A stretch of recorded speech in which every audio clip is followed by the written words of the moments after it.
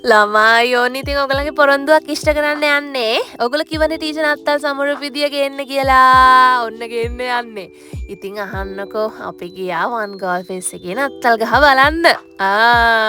ඉතින් ළමයි දැන් මේම કૃතිම නත්තල් ගහක් හදලා තිබ්බට ඉස්සර මේ නත්තල් ගහ විදියට හදලා තියෙන්නේ පයිනස් ගහ. එතකට මේ පයිනස් ගහ කියන්නේ ළමයි සීත කාලෙට හොඳට ඔරොත්තු දෙන ගහක්. ඒක තමයි මේ නත්තල් ගහ කියලා අපි කෘතිමව හදන්නේ. දැන් අනිත් හැම ගහකම කොළ හැලෙනවනේ. සීත කාලෙදි මේ පයිනස් ගහේ කොළ හැලෙන්නේ නැහැ. එහෙම තමයි නත්තල් ගහ කියන සංකල්පේ චුට්ට අද දක්වාම ඇවිල්ලා තියෙන්නේ. ඊට පස්සේ දන්නවද නත්තල් සීයව? නත්තල් සීයව අමතක කරන්න බෑනේ. දැන් අද වෙද්දී ඔය කොකා කෝලා ඇඩ්වර්ටයිස්මන්ට්ස් වලට එහෙම නත්තල් සීයව නැතුවම බැරි චරිතයක් වෙලා තියෙනවා. නත්තල් සීය වාණිජකරණය වෙලා තියෙනවද? ඒ වුණාට ළමයි මේක ඇත්තම කතාව දන්නවද? ඉතින් ඉස්සර මේ ඉඳලා තියෙනවා හරි ධනවත් පවුලක පුද්ගලයෙක්. එතකොට අපි හඳුන්වන්නේ කතෝලික ආගමේදී සාන්ත නිකලස් මුනිතුමා කියලා. මේ නිකලස් මුනිතුමා පුංචි ළමයින්ට හරි ආදරෙයි දුප්පත් අයට තෑගි බෙදලා දීලා තියෙනවා. එතකොට මේ සංකල්පය තමයි මේ නත්තල් සීයා කියලා අදටත් අපි අතර තියෙන්නේ.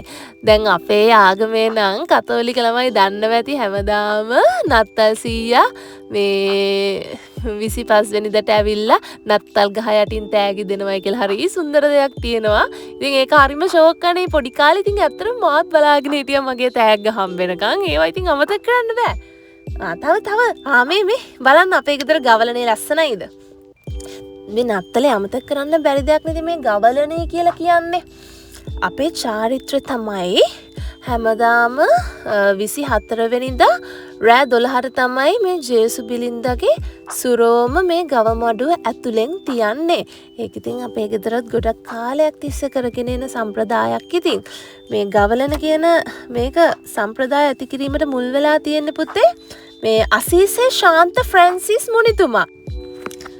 ඉතින් ඒ දේවල් වලට අමතරව අපි නත්තල්ට පවුලක් විදියට පල්ලි යනවා. අලුත් ඇඳුම් ඇඳගෙන තමයි පල්ලි යන්නේ. ගෙදර රස කෑම හදනවා. තෑගි හම්බ වෙනවා. තෑගි ෂෙයා කරගන්නවා. ඉතින් මේ හැම දෙයක්ම ඉතින් නත්තලේ කොටසක්.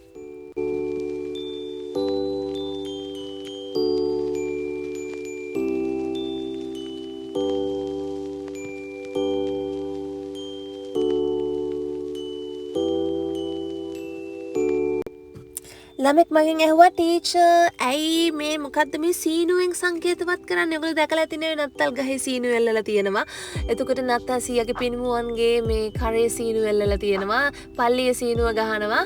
ඇත්තටම පුතේ මේ මධ්‍යතන යුගය කියලා අහලා තියෙනවද? මේ මධ්‍යතන යුගයේදී මේ ජේසුගේ පැමිණීම ගැන නපුරුවාත්ම වලට අනතුරු අඟවන්න තමයි සීනු නාද කරලා තියෙන්නේ.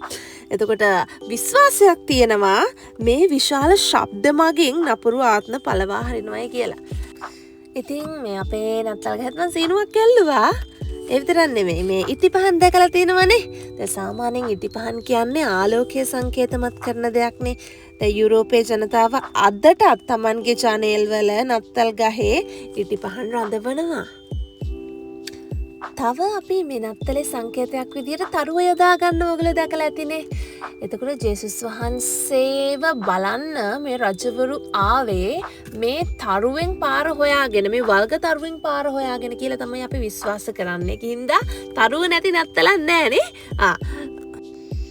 ඉතින් මේ තෑගි ලැබෙන එකයි තෑගි දෙන එකයි නත්තලේ කොහොමවත් අමතක කරන්න බෑ.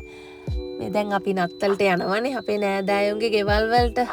එතකොට අවුරුද්දට තෑගි හම්බෙනවා වගේම අපේ වැඩිහිටියෝ බාල පරම්පරාවලට තෑගි දෙනවා. දැන් අපේ ගෙදරත් පුංචි සෙල්ලම් බඩු ගොඩක් තියෙනවා. පොඩි ළමෙක් ආවට පස්සේ හිස් අතින් කවදාකත්ම ගෙදර යවන්නේ නැහැ. එයාට තෑග්ගක් දීලම තමයි යවන්නේ. ඉතින් ඒ වගේම ඉතින් මටත් තෑගි ගොඩක් හම්බුණා. පොඩක් ගෙස් කරන්න බලන්න මේ මොකද්ද මේ මට හම්බ වෙච්ච තෑග්ග කියලා. ඇත්තටම මම හිතියේ මෙහෙම එකක් ගන්න. මම ලැප්ටොප් එකත් එක්ක වැඩ කරද්දි මට මෙහෙම එකක් තිබ්බේ නෑ. ඉතින් හිතපු විදියටම නත්තලේ ප්‍රාර්ථනාව ඉෂ්ට වෙලා මට එහෙම තෑග්ගක් හම්බුණා. ඉතින් ඕගොල්ලොත් කමෙන්ට් එකක් දාන්න බලන්න. ඕගොල්ලෝ නත්තල් සැමරුවා නම් ඔයාට හම්බ වෙච්ච තෑග්ගි මොනවාද?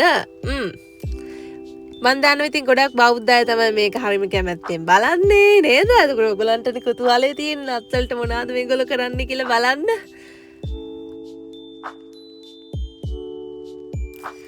එහෙනම් ඉතින් ජේසුස් වහන්සේගේ උපත සමරන නත්තල් උත්සවය මුළු ලෝකෙම සමරනවා. දැන් විභාගෙට මොන හරි මේ නත්තල් උත්සවය ගැන ඇහුවොත් ලියාගන්න පුළුවන් විදියට ඔන්න මම නත්තලේ වීඩියෝස් ටිකකුත් පෙන්නලා කරපු දේවලුත් කියලා මීඩියත් ඉගැන්නුවා. එහෙනම් ආයෙත් මේ වගේ ලස්සන වීඩියෝ එකකින් මං එන්නම්. ඔයාට මේ වීඩියෝ එක ගැන මොකද හිතෙන්නේ? තව මේ වගේ වීඩියෝස් ඕනද කියලා අනිවාර්යෙන්ම කමෙන්ට් එකක් දාලා තියන්න. එහෙනම් හැමෝටම ජය වේවා.